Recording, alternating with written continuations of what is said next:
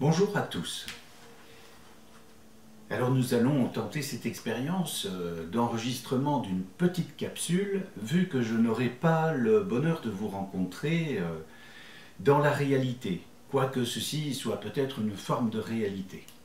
Voilà, je voudrais d'abord me présenter, je m'appelle Dominique Mas, je suis auteur, illustrateur, je le fus en tout cas à temps pour ainsi dire complet et acharné. Pendant des années, j'ai créé effectivement énormément de livres pour la jeunesse, à peu près 80 albums, et actuellement, je suis devenu le président, directeur généreux de la Grande Droguerie Poétique, dans laquelle je vous accueille aujourd'hui. Plus précisément, nous sommes dans la Manufacture, qui est ma maison et qui s'est transformée en une sorte de musée des produits imaginaires. J'ai beaucoup de choses à vous dire là-dessus, mais je vais commencer par mon parcours plutôt d'auteur-illustrateur, puisque c'est pour cela que je suis invité aujourd'hui à créer cette petite capsule qui remplacera la rencontre que nous devions vivre et qui m'aurait fait le plus grand plaisir.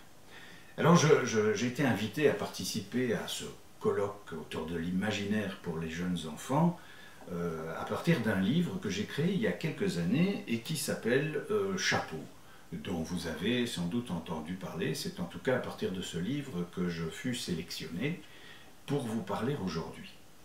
Alors c'est un des albums que j'ai fait, j'en ai créé plus de 80 je crois, et c'est un livre auquel je tiens beaucoup, qui est très simple, qui s'adresse aux très jeunes enfants et qui fonctionne simplement, d'abord dans un sens d'ouverture qui était un petit peu original à l'époque, et qui fonctionne sur la verticalité, et qui permet de dévoiler, lorsqu'on manipule l'album, ce qui se cache sur la tête du petit personnage. Et donc on a une espèce de catalogue de chapeaux qui sont chaque fois soulevés et qui permet de découvrir ce qui est caché sous le chapeau. Alors, un petit texte très simple qui fonctionne ainsi. Si j'avais un chapeau comme ça, je serais jardinier. Et le livre est un catalogue de chapeaux qui vont être petit à petit découverts. Si j'avais un chapeau comme ça, je serais évidemment cuisinier, etc., etc. Vous le connaissez sans doute, vous le connaissez peut-être, c'est un de mes best-sellers. Alors comme on a le temps, et j'avais envie de vous parler de la création de ce livre, parce qu'on se pose souvent la question, mais d'où viennent les idées d'un tel livre, d'un tel récit? Eh bien, je vais être très bref, parce que je ne voudrais pas vous prendre trop de temps, et puis j'ai beaucoup de choses à vous dire par rapport au développement de l'imaginaire qui s'est fait dans ma vie. Mais je voudrais vous parler simplement de la naissance de ce livre, parce que pour moi, tout vient de la vie, tout vient des rencontres, toujours. Et donc, il y a bien des années, je fus invité dans un salon du livre au Canada, dans une petite ville industrielle qui s'appelle Hull, sur le côté d'Ottawa. Je fus invité par ce qui ne s'appelait pas encore la Fédération Wallonie-Bruxelles. Très très beau voyage, où lorsque je suis arrivé sur place, après 2 jours de voyage à peu près, on ne m'attendait pas vraiment parce que les documents qui me présentaient n'étaient pas arrivés à temps. Et donc j'ai eu une matinée, une journée de parenthèse à Ottawa, un lundi, où j'ai marché pendant toute la journée sans rencontrer personne. À peu près toute la journée sans rencontrer personne. Et donc je suis parti, ne sachant pas très bien ce que je venais faire là-bas, dans ce voyage. Et en me promenant, à la fin de la matinée, j'ai rencontré un monsieur qui arrivait dans la même rue que moi, mais en sens contraire. Et nous étions seuls dans la ville, tout était fermé, les magasins étaient fermés. C'était un grand noir qui est arrivé vers moi, habillé avec un grand manteau noir. Et arrivé à ma hauteur, il m'a demandé « Qu'est-ce que tu viens faire dans cette ville ?» Je lui ai dit rien, il m'a dit « Moi non plus ». C'était un haut fonctionnaire des Nations Unies qui n'avait rien à faire avant la conférence qu'il devait donner le soir. Donc, nous avons ri sur le bord de ce trottoir où nous étions seuls, et nous avons décidé de chercher ensemble un établissement pour aller boire un verre. Et on a parlé tout l'après-midi. Alors il m'a parlé de plein de choses, de sa vie, je vous passe tous les détails, mais il y avait une chose qui était fascinante, c'est qu'il portait un chapeau sur la tête, une espèce de toque invraisemblable en astrakhan décoré d'une médaille.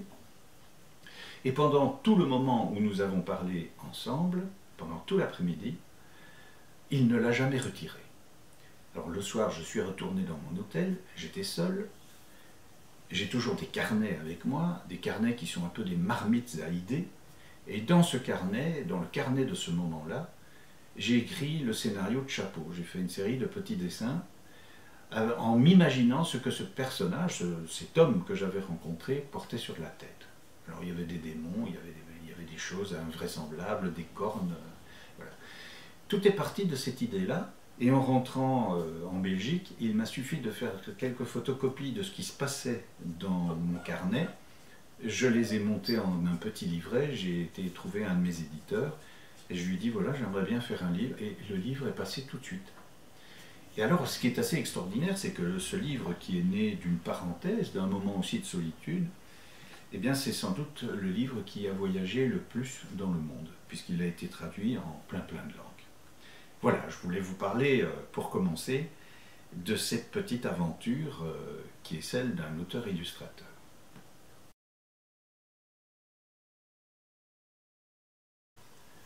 Il s'agit maintenant de vous résumer brièvement ce qu'est la grande droguerie poétique, dont je suis désormais le président, directeur généreux, autoproclamé. Alors, il y a quelques années, exaspéré par les lois de la rentabilité qui assassinent entre autres choses le livre, j'ai eu l'idée de faire une première exposition de produits imaginaires qui ne se vendaient pas. Pour ce faire, j'ai pris quelques bouteilles, et j'ai dessiné méticuleusement des étiquettes de produits imaginaires, et j'ai créé une première exposition à laquelle pas mal de gens, que beaucoup de gens ont visité.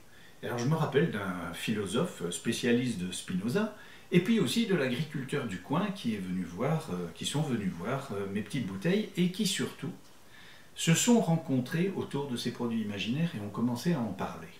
Et j'ai compris ce jour-là que j'avais trouvé, assez naïvement, une sorte d'outil de connexion sociale. Actuellement, je me retrouve devant une collection de plus de 300 produits imaginaires. Je travaille avec des musées, je travaille, lorsque l'état de la société me le permet, avec toute la francophonie, je voyage beaucoup en France, avec notamment ce que j'appelle mon laboratoire mobile, qui me permet, lorsque je suis invité par des lieux de culture, de présenter ces produits imaginaires, souvent dans la rue, sur la petite place d'un village, au cœur d'un jardin public, à des gens qui ne seraient peut-être pas rentrés dans les lieux de culture qui m'invitent et qui me paient. Donc ça c'est formidable parce que je suis aussi payé pour quelque chose qui n'existe pas. Quoique ces produits finissent par exister, puisque je les ai créés. Vous me suivez, j'espère. Bref, je crée des produits en un seul exemplaire qui sont indispensables à l'humanité. Alors j'ai quelques exemples ici, je n'ai évidemment pas sorti les 300 produits de leur petite vitrine, mais j'ai par exemple ici ma grosse dose d'enthousiasme dont j'ai besoin certains matins pour me mettre en route comme tout le monde. J'ai ici des produits qui sont nés pendant le confinement, mon gel hydropoétique par exemple, extrêmement pratique bien évidemment, qui me permet de surmonter toutes les pandémies possibles et imaginables. J'ai évidemment ici une idée biscornue, vous voyez là c'est plutôt la forme de la bouteille qui m'a inspiré, et j'ai des produits typiquement nés pendant le confinement, comme par exemple ici, ça c'est un souvenir d'un trou de mémoire, ça n'a rien à voir, mais c'est quand je perds un petit peu le fil de ce que je raconte. Et ici j'ai une caresse antiseptique, voilà, c'est ce qui nous a manqué beaucoup pendant ces périodes de confinement où nous ne voyions personne, un câlin hygiénique, un baiser désinfecté. Vous voyez que grâce à moi, tout est possible. J'ai aussi ici mon petit pot de confit confus de confinement, qui nous oblige à travailler comme ça, sans se rencontrer vraiment. Alors ce que je vous propose, je ne vais pas développer toutes les aventures de la grande droguerie poétique, sinon je vais faire une capsule vidéo qui va durer plusieurs jours. Mais j'ai énormément de rencontres avec beaucoup de gens qui sont extrêmement touchants et qui, grâce à ces petits produits, me parlent d'une chose de leur vie. Tout le monde a une culture, tout le monde a du vécu et tout le monde est là et ravi d'en parler. Ce que je voudrais vous proposer, c'est de créer vous-même et de créer avec les enfants dont vous vous occupez vos propres produits imaginaires. Vous voyez que c'est assez simple comme démarche, c'est pas très compliqué. Il vous suffit de choisir un bocal. J'ai par exemple ici un bocal de haricots. Vous le videz, et là ça devient extraordinaire, parce que le bocal est vide. Donc il peut se remplir de sens. Vous pouvez y imaginer n'importe quel contenu. Quand vous travaillez ça avec un enfant, ça devient extraordinaire. À titre d'exemple, je voudrais vous parler de mon élixir d'ubiquité. C'est un de mes best-sellers. Alors l'élixir d'ubiquité, vous voyez ce que c'est. L'ubiquité, c'est cette capacité imaginaire de pouvoir se multiplier en autant d'exemplaires qu'on le désire pour faire tout ce qu'on veut ou tout ce qu'on ne veut pas en même temps. Vous imaginez que ça peut être très pratique. Moi-même, je me multiplie parfois en plusieurs exemplaires pour promener mon chien, pour dessiner, pour jouer de la clarinette, pour faire tout ce que j'ai envie de faire. Et je vous assure qu'il y a beaucoup de choses. Et puis je ne vous dirai pas tout parce qu'on a quand même droit à sa vie privée. Voilà. Donc élixir d'ubiquité, extrêmement pratique. Un jour, dans une classe avec un assez jeune petit garçon qui devait avoir une dizaine d'années, il m'a dit tout de suite, c'est formidable. Grâce à ton produit, je vais me multiplier en 11 exemplaires. Vous comprenez tout de suite pourquoi 11. J'espère. Évidemment, ça a un rapport au sport, et principalement au football, puisque 11 joueurs vous permettent de former une équipe. Alors c'était assez touchant, parce que c'était celui avec lequel les autres ne voulaient pas jouer, soi-disant parce qu'il jouait moins bien. Donc il avait tout de suite trouvé par l'imaginaire une solution qui lui faisait du bien. Il se multipliait en 11 pour former sa propre équipe. Alors je croyais être très fin en lui disant, mais tu peux peut-être te multiplier en 22, comme ça tu auras les deux équipes en même temps. Il m'a dit non, ça c'est pas possible parce que je vais faire match nul. Ce que je trouve quand même très subtil. Vous voyez qu'à partir d'un petit produit comme ça, les histoires commencent. Alors je vous encourage, et ce sera ma proposition d'atelier, peut-être d'atelier virtuel. Vous pourriez m'envoyer des petits pots qui sont réalisés comme ça, par vous ou par vos enfants. Et même avec les très jeunes enfants, ça fonctionne très bien. Parce qu'ils peuvent dessiner des étiquettes. Il suffit de prendre un pot, vous collectionnez des pots. Ils sont déjà fascinés par les petits pots qui ont l'air de pouvoir contenir des petites choses magiques. Et puis sur un pot, évidemment, moi j'ai de jolis pots qui m'ont été offerts par la petite fille d'un pharmacien notamment, donc j'ai de très belles collections de pots. Il suffit de prendre un petit papier, vous dessinez l'étiquette et vous le collez dessus. Et vous avez un produit imaginaire. N'allez pas me dire que c'est très compliqué.